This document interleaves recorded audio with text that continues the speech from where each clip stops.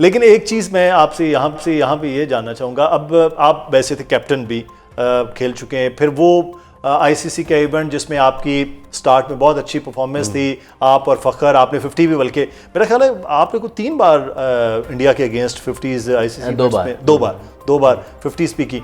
अब ये ओपनिंग एक तो बड़ा ज़रूरी है कि ओपनिंग स्टैंड बहुत अच्छा हो उसमें बैटिंग की तरफ अगर हम आते हैं, दूसरा ये है कि वैसे थे कैप्टन, ये प्रेशर को कैसे डील करना होता है इतने बड़े मैच में? I think specially before match आपके ऊपर बहुत ज़्यादा नर्व्स होते हैं, ये अंडरस्टैंडेबल है। जब तक आप फील्ड पे जाते नहीं हैं तब तक आपको ज़ाहिर बात एक्सपेक्टेशंस लेवल और फिर आपको कहीं ना कहीं होता है यार इंडिया वाले मैच में लाजमी परफॉर्म करना है, तो उसकी जो नर्वसनेस है वो रहती है। बट जब एक्चुअल मैच स्टार्ट हो जाता है तो चीज़ें नॉर्मल होना शुरू हो जाती हैं। बट आई ऑलवेज बिलीव कि अगेंस्ट इंडिया जो आपका स्टार्ट है, चाहे आप बॉलिंग करें चाहे आप बैटिंग करें, that has to be very good, क्योंकि जब आप अंडर प्रेशर गेम में आ जाते हैं एक दफ़ा ऐसे गेम में, तो आपके लिए कम बैक करना इतना ईजी नहीं रहता, स्पेशली टीम्स लाइक इंडिया। तो I think start needs to be very confident, और जो आपकी गेम है उसको आपको बैक करना है। अगर आप थोड़ा सा भी टेंटेटिव होंगे, थोड़ा सा टिमिड अप्रोच के साथ जाएंगे कि यार मैं थोड़ा सा कंसोलिडेट कर लूँ या इस तरह कर लूँ, तो वो प्रेशर आप पे बहुत ज़्यादा आएगा। अप फ्रंट आपको थोड़ा सा अटैक करना पड़ेगा। सही। साहबजादा फरहान, साइम अयूब ओपनिंग में, ये साहबजादा की तो बड़ी अच्छी परफॉर्मेंस भी हम देख रहे हैं, साइम थोड़ा टफ हो रहा है उनके लिए चीज़ों करना। अब नीचे जो है स्पेशली सलमान, फिर बाबर, आप समझते हैं फ़खर की कोई जगह बन रही है? देखिए जो कम्बिनेशन अभी इन्होंने बनाया है इसमें बहुत ज़्यादा ऑलराउंडर्स हैं जी। तो आप अगर देखा जाए तो टॉप जो चार हैं आपके, वो ही आपके मेन बैट्समैन हैं, बाकी सब ऑलराउंडर की कैटेगरी में आ जाते हैं। तो आई थिंक बहुत ज़्यादा रिस्पॉन्सिबिलिटी उन टॉप 4 के ऊपर है कि उनमें से एटलीस्ट 2 प्लेयर्स 50s के अराउंड स्कोर करें या एक बड़ा 50 एटलीस्ट करें, क्योंकि 170-175 is very good score in Colombo. अच्छा। तो उसको करने के लिए आपके टॉप ऑर्डर, क्योंकि जैसे जैसे गेम चलता जाता है बैटिंग मुश्किल होती जाती है, स्पेशली आफ्टर 10 ओवर्स इतना इजी नहीं रहता। तो आई थिंक टॉप 4 का बहुत इंपॉर्टेंट है। फ़खर के लिए आप एक ही सूरत आ सकते हैं, या तो वो बाबर की जगह आ सकते हैं, या फिर वो आप देखें तो उस्मान खान को अगर आप बिठाते हैं और साहबजादा फरहान से कीपिंग कराते हैं तो फिर जाके कहीं वो ऐड होते हैं। तो साहबजादा पर फरहान इतनी वो कीपिंग के आप समझते हैं? आई फील कि इतनी कीपिंग अगर उनकी होती तो वो पहले करा रहे होते उनको। अच्छा। तो आई थिंक कि जहां आपके पास स्पिनर्स इतने अच्छे ज़बरदस्त मौजूद हैं, तो आपका बेस्ट कीपर उस्मान खान, उसको एज ए कीपर तो खेलना ही पड़ेगा। उनकी बैटिंग अभी तक वो फायर अप नहीं कर सकी जब से वो कम बैक किया उन्होंने टीम में। आई फील के इस बड़ा मुश्किल हो जाएगा फ़खर को इस टाइम, एक ही सूरत फिर बचती है। मैं तो कीपर जो आपका बेस्ट कीपर इस टाइम पे स्क्वाड में मौजूद है उसको कभी भी नहीं बिठाऊं। लेकिन अगर आपने इंडिया की बैटिंग लाइन को आउट करना है और आपका कीपर ही पार्ट टाइम वाला होगा, तो जो अपॉर्चुनिटी आएगी वो मिस हो सकती है। सही। तो आई फील के अगर फ़खर को आना है तो किसी बैट्समैन की जगह आना है, वरना तो बाबर की परफॉर्मेंस ऐसी है अभी लास्ट 3 मैचों में उन्होंने 2 50 किए हैं, तो आई थिंक उनको भी बिठाना इस वक्त मुश्किल होगा इनके लिए। और एक ही आपके पास बैटर है जो थ्रू द इनिंग खेल सकता है, बाकी सब थोड़ा सा अटैकिंग मोड में, और बाकी तो आप हमने डिस्कस किया ही है कि वो ऑलराउंडर वाली कैटेगरी में है।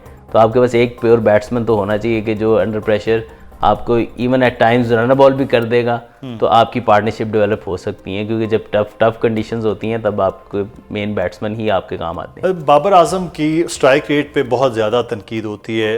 अज़हर आप ये बताएं कि बाबर का बेसिक इस टीम में इस वक्त रोल क्या है? मतलब उसको भी 180 की स्ट्राइक रेट से खेलना है, ये रोल क्या है उसका? नहीं, जो हमें समझ आ रहा है, जो देखते हुए समझ आ रहा है, आई डोंट नो कि वहाँ पे टीम मैनेजमेंट जितना प्रेस कॉन्फ्रेंस में बात उन्होंने की है वो यही है कि जो एशिया कप में भी हमें लैकिंग नज़र आई वो यही कि अच्छे स्टार्ट के बाद आपको कहीं ना कहीं हमारी विकेटें बार बार गिरती हैं, जिसकी वजह से हमारा जो टोटल है वो थोड़ा रह जाता है।